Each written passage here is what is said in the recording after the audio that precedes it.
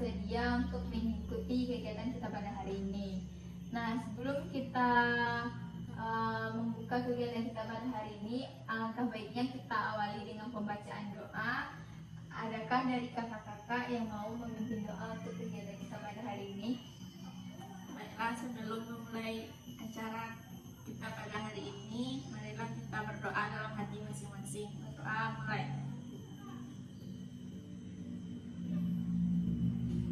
Selesai. Baiklah, semoga dengan pembacaan doa tadi lancarlah kegiatan kita dari awal hingga akhir nantinya. Nah, sebelumnya kakak-kakak semua sudah pernah mengikuti kegiatan kita pada hari ini? Belum.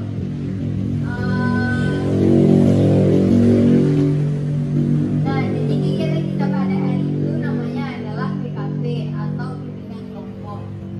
Jadi bimbingan kelompok ini adalah salah satu layanan bimbingan dan konseling yang mana di dalam bimbingan dan konseling ini kita memberikan informasi kepada kakak-kakak semua dalam lanjut lagi. Nah, jadi kegiatan kita pada hari ini adalah BKP atau bimbingan kelompok. Bimbingan kelompok itu adalah salah satu layanan bimbingan dan konseling yang mana di dalam bimbingan kelompok ini terdiri dari 5 sampai 15 anggota yang terdiri dari saya sebagai pemimpin kelompok dan kakak-kakak semua sebagai anggota kelompok. Yang mana di dalam bimbingan kelompok ini kita memanfaatkan dinamika kelompok. Lalu tujuan dari bimbingan kelompok ini adalah yang pertama itu mendapatkan informasi tentunya. Yang kedua, tujuan dari bimbingan kelompok ini adalah melatih kita bagaimana cara menyampaikan pendapat, melatih kita bagaimana cara menghargai pendapat yang disampaikan oleh teman-teman kita nantinya, dan juga melatih kita untuk mampu bersosialisasi dengan teman-teman, dan juga tujuan dari bimbingan kelompok ini adalah mempererat silaturahmi tentunya. Cara pelaksanaan dari bimbingan kelompok ini adalah nanti kita akan membahas suatu topik, dan topik tersebut kita bahas hingga tuntas dengan cara nanti saya akan bertanya kepada kakak-kakak. Jadi kakak-kakak nanti semuanya akan menyampaikan pendapat dari kakak masing-masing. Nah, di dalam kegiatan bimbingan kelompok ini diharapkan pada kakak-kakak semua agar terbuka menyampaikan pendapatnya. Jadi kalau nanti misalnya ada yang ingin menyampaikan pendapatnya, tidak usah ragu ataupun malu menyampaikan pendapatnya, karena di sini kita tidak menilai siapa yang benar siapa yang salah. Dan juga di dalam bimbingan kelompok ini diharapkan kakak semua sukarela mengikuti kegiatan kita pada hari ini, dan juga nantinya misalnya ketika kita membahas topik yang akan kita tentukan nanti, jika ada yang dirasa tidak pantas ataupun tidak layak diketahui oleh orang luar, tidak perlu kita sampaikan kepada orang luar tersebut, cukup kita saja yang tahu. Jadi di dalam bimbingan kelompok ini sangat mendukung azas kerahasiaan. Dan juga pelaksanaannya, azas kegiatan pelaksanaannya itu kita duduk melingkar seperti ini dan akan membahas topik yang sedang viral nantinya.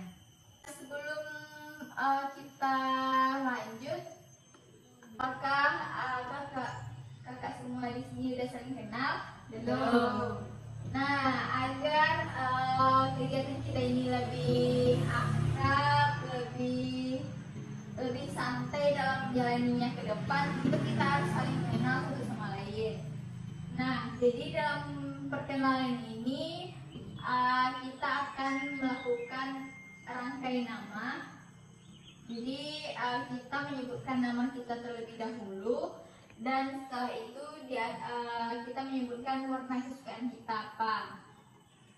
Nah, dimulai dari saya terlebih dahulu. Contohnya saya Angela, warna kesukaan hitam.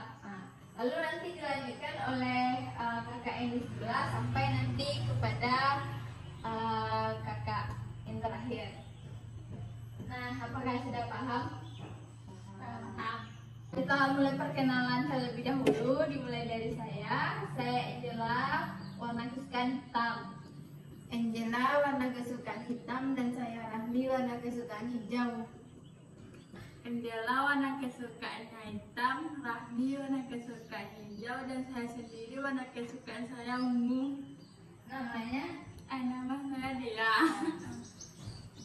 Angela warna kesukaan hitam, Rahmi warna kesukaan hijau, Dea warna kesukaan ungu, saya Yola warna kesukaan kuning.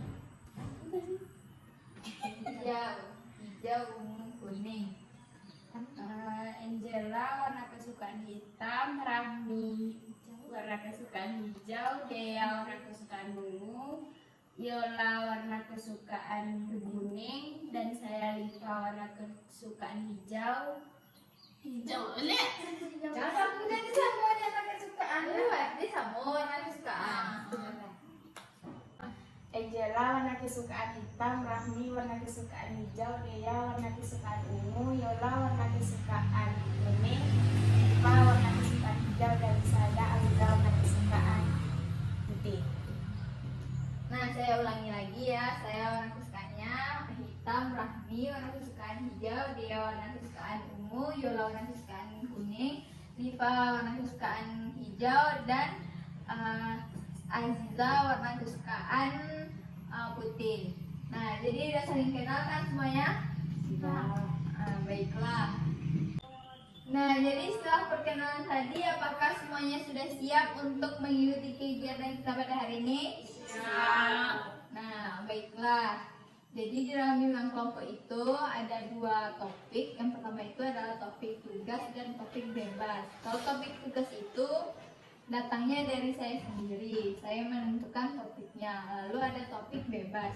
Kalau topik bebas itu dari kakak-kakak semua. Jadi kakak ingin kita pada hari ini membahas apa.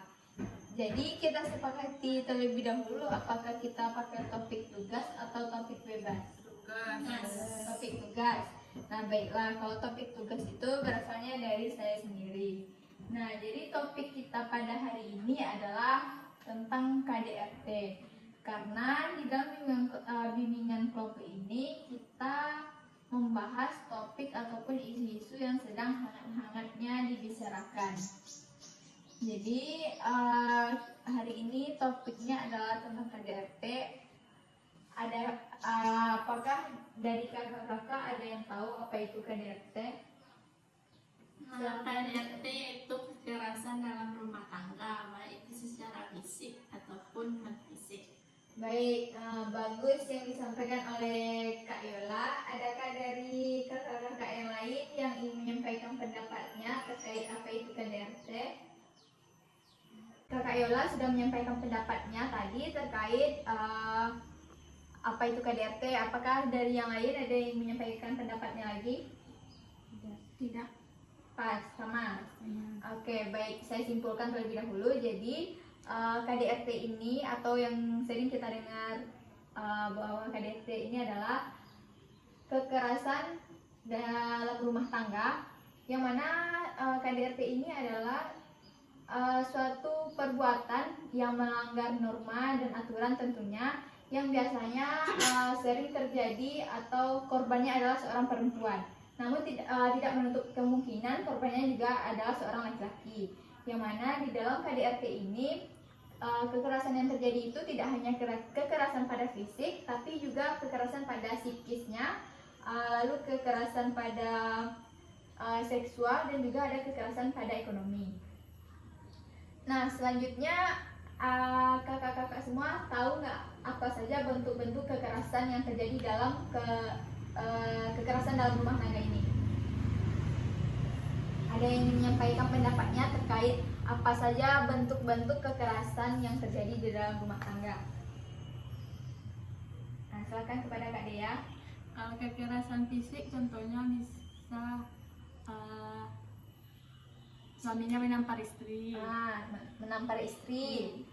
Selanjutnya ada yang menyampaikan pendapatnya?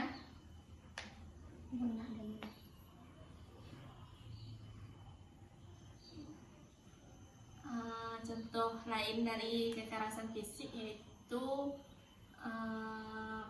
perkelahian antara suami dan istri, contohnya ditendang, Ditendang, dibanting, disekik.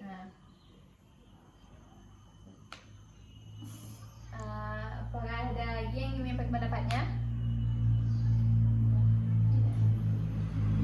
Pas. sama. Nah, jadi bagus apa yang disampaikan oleh Kak Dea, Kak Yola, dan Kak Rahmi tadi, bahwasanya kalau kekerasan fisik yang sering terjadi itu adalah ditendang, ditampar, disekik, dibanting, dan lain sebagainya.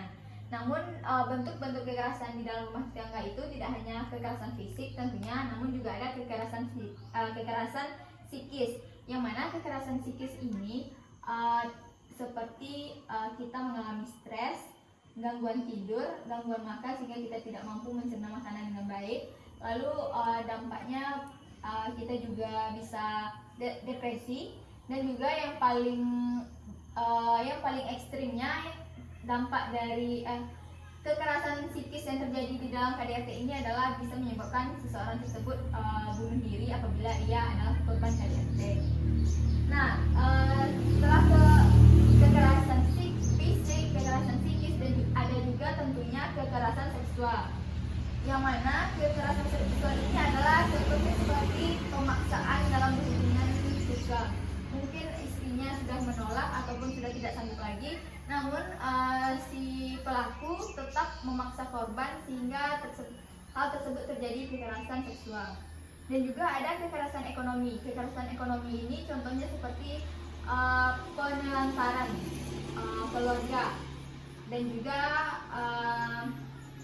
kekerasan ekonomi contohnya memaksa korban bekerja dengan cara eksploitatif termasuk pelacuran, dan juga melarang korban bekerja namun ia menelantarkannya, tidak memberi nafkah kepada keluarga.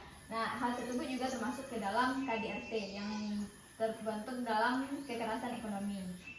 Nah, selanjutnya kakak-kakak tahu tidak apa penyebab dari KDRT ini? Silakan Kak Rahmi. Kurangnya komunikasi. Penyebabnya kurangnya komunikasi yang disampaikan oleh Kak Rahmi. Terima kasih Kak Rahmi, bagus pendapatnya. Ada lagi yang ingin menyampaikan pendapat? Perselingkuhan. Perselingkuhan. Terima kasih kepada Kak Liva, bagus pendapat yang disampaikannya. Ada lagi? Masalah ekonomi. Bagus yang disampaikan oleh Kak Yola. Ada lagi yang ingin menyampaikan pendapatnya?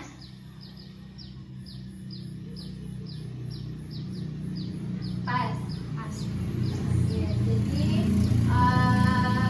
penyebab dari KDRT ini tentu banyak sekali. Seperti yang telah kakak-kakak sampaikan tadi, masalah ekonomi, perselingkuhan. Terus tadi apa yang Kak Aram sudah bilang? Tidak saling terbuka. Dan juga KDRT ini biasanya terjadi kalau tidak setaranya antara laki-laki dan perempuan di dalam rumah tangga tersebut. Lalu penyebab KDRT ini tentu kurangnya ajaran agama, sehingga si pelaku dengan semena-mena melakukan kekerasan fisik ataupun kekerasan seksual, kekerasan ekonomi, kekerasan psikis kepada korban karena kurangnya ilmu agama pada pelaku tersebut.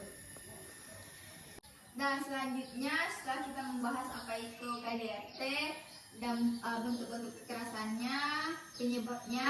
Nah, sekarang yang terakhir ini apa cara kita agar terhindar dari KDRT tersebut? Adakah dari kakak-kakak yang ingin menyampaikan pendapatnya? Saling terbuka, Saling terbuka, percaya satu sama lain, saling percaya satu sama lain, menghargai pasangan,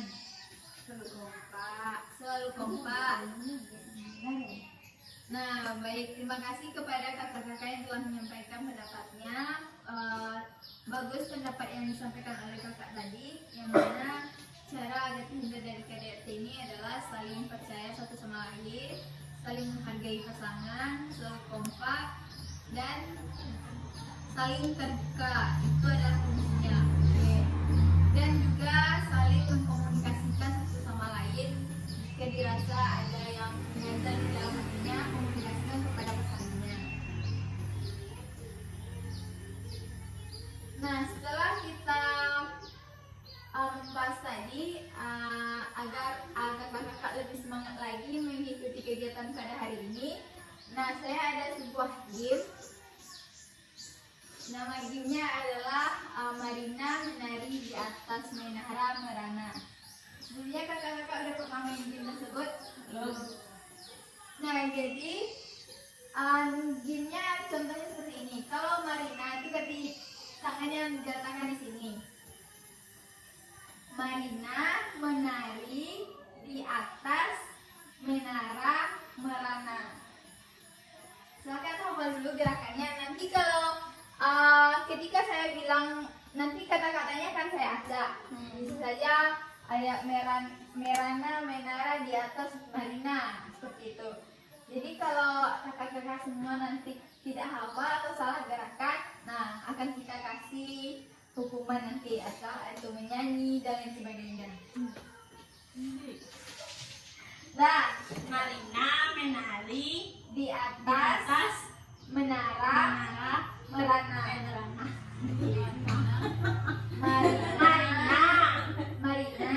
menari di atas menara merana. Marina menari di di atas atas menara merana. Nah, apa yang didapat?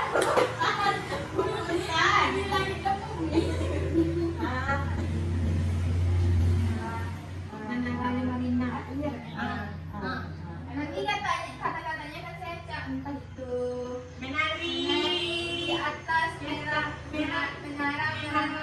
merana. Nah, kita terus terlebih dahulu. Semuanya udah hafal gerakannya? dah. Nah, jadi kita mulai terlebih dahulu. Nah, siap? Siap. Marina di atas menara merana, menari di atas menara merana, Marina di atas. Oke. Jadi kata-katanya nanti akan saya ajak, dan bagi kakak-kakak yang salah nanti akan diberi hukuman. Tapi kalau kakak-kakak tidak ada yang salah dan fokus mengikutinya, nanti kita akan lanjut lagi kegiatan kita berikutnya. Oke, sekarang kita mulai.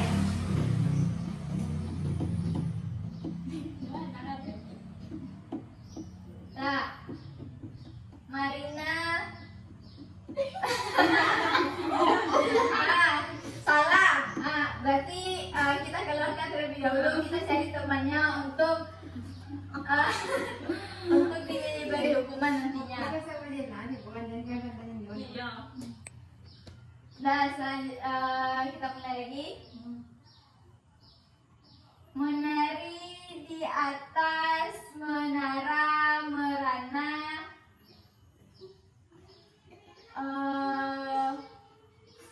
menara Marina,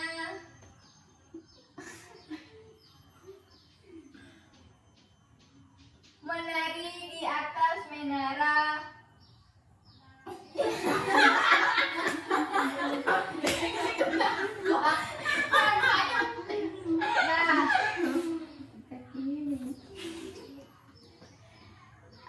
Karena Kak Rahmi dan Kak Liva tidak fokus mengikuti kegiatan kita hari ini atau permainan game ini, nah kita kasih hukuman kepada mereka. Hukumannya kita sepakati terlebih dahulu, mau menyanyi atau Satu nyanyi, yang satu joget. berdiri Kak. Ini kakak. Kak. Harus.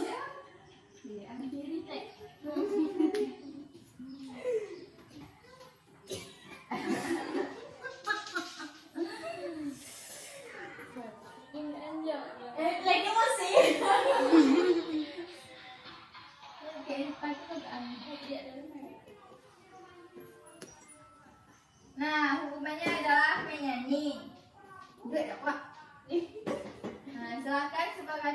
berdua mau nyanyi lagu apa?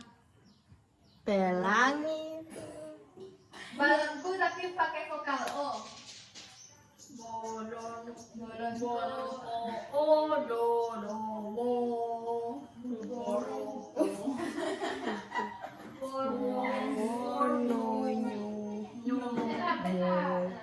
Rami. Nah, 1, 2, 3. bolon,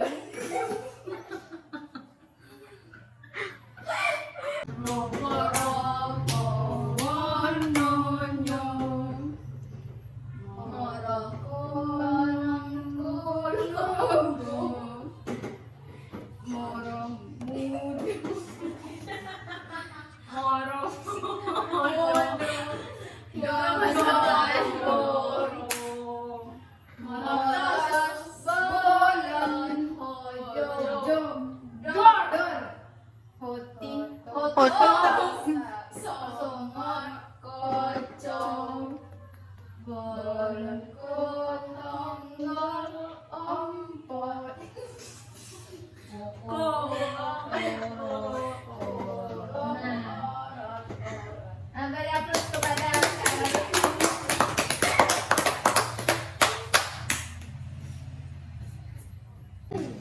Oke, semoga dengan selingan tadi kakak-kakak semua lebih semangat lagi mengikuti kegiatan kita pada hari ini.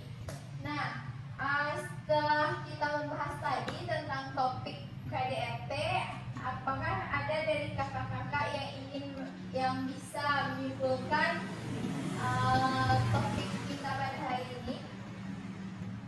Saat kepada Kak Yola. Baiklah, materi kita tentang hari ini yaitu tentang KDRT, yaitu kekerasan dalam rumah tangga baik secara fisik ataupun non fisik. Contoh dari kekerasan rumah tangga yaitu contoh kekerasan dari rumah tangga tersebut kurangnya komunikasi. Contoh kekerasan. Contoh kekerasan dalam rumah tangga tersebut itu pertengkaran suami istri, terjadi karena contoh itu tercekik, dibanting, ditampar. Cara menghindari kekerasan dalam rumah tangga yaitu saling terbukanya antara suami istri, saling percaya, saling kompak, saling menghargai. Nah, baik, terima kasih kepada Kak Yola yang telah bersedia menyimpulkan materi kita pada hari ini terkait KDRT. Nah, saya simpulkan lagi bahwa KDRT ini adalah suatu kekerasan yang terjadi di dalam rumah tangga, baik itu terjadi kepada istri ataupun suaminya, yang mana kekerasannya itu tidak hanya berbentuk kekerasan fisik, namun juga ada dalam bentuk kekerasan psikis, kekerasan seksual, dan kekerasan ekonomi. Adapun penyebab KDRT ini adalah karena adanya perselingkuhan, adanya perjudian atau masalah ekonomi, dan lain sebagainya. Lalu bentuk-bentuk KDRT ini bisa saja seperti tadi dibanting, ditampar, dicekik, dan yang paling parahnya terjadinya pembunuhan. Dan juga cara kita agar terhindar dari KDRT ini adalah yang pertama itu tentu memilih pasangan yang paham akan agama. Lalu setelah itu kita saling mempercayai dan menghargai pasangan, selalu kompak dan saling terbuka satu sama lain.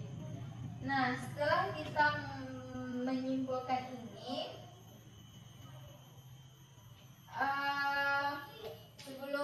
karena kita sudah berada di penghujung Nah, sebelum itu saya ingin bertanya terlebih dahulu kepada kakak-kakak semua, apa komitmen dari masing-masing diri kakak-kakak agar terhindar dari KDRT tersebut?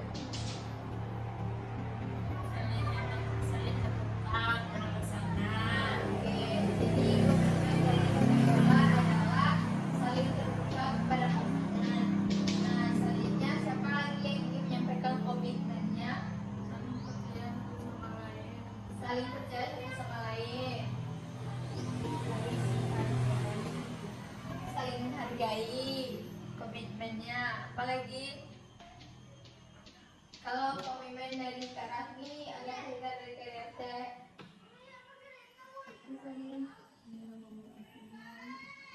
Menjaga komunikasi dengan baik. menjaga komunikasi dengan baik. Selanjutnya kepada Kak Aziza, Selalu menjaga kekompakan. nah selalu menjaga kekompakan. Nah, semoga komitmen-komitmen yang telah kakak-kakak sampaikan tadi dapat kakak jaga komitmen tersebut dan kakak realisasikan dalam kehidupan sehari-hari. Nah, karena kita sudah berada di penghujung kegiatan, sebelum mengakhiri ini, saya ingin bertanya terlebih dahulu, apa kesan dan pesan kakak dalam mengikuti kegiatan bimbingan kelompok kita pada hari ini? Kesannya apa? Senang. Bisa mengetahui, Memperluas. memperluas wawasan. Perlahan ya tentang DT. Yang lainnya sama. Jadi kesannya alhamdulillah tadi ada yang menyampaikan senang dan juga dengan kegiatan ini mendapatkan informasi terkait KDRT. Lalu pesannya ke depannya dalam kegiatan kita pada hari ini, Semoga acara ini dapat dilaksanakan di lain hari. baik, terima kasih kepada Kak Rahmi. Semoga kegiatan bimbingan kelompok ini dapat dilakukan di lain hari. Nah, kalau begitu, kapan kita laksanakan lagi kegiatan kita pada hari ini? Di minggu depan, Minggu depan, hari yang di sama, hari yang sama, di waktu yang di sama, waktu yang sama, di tempat yang sama, di tempat yang sama, dan orang yang sama. dan orang yang sama. Topik berbeda. Topik berbeda. Nah, terima kasih kepada kakak-kakak semua.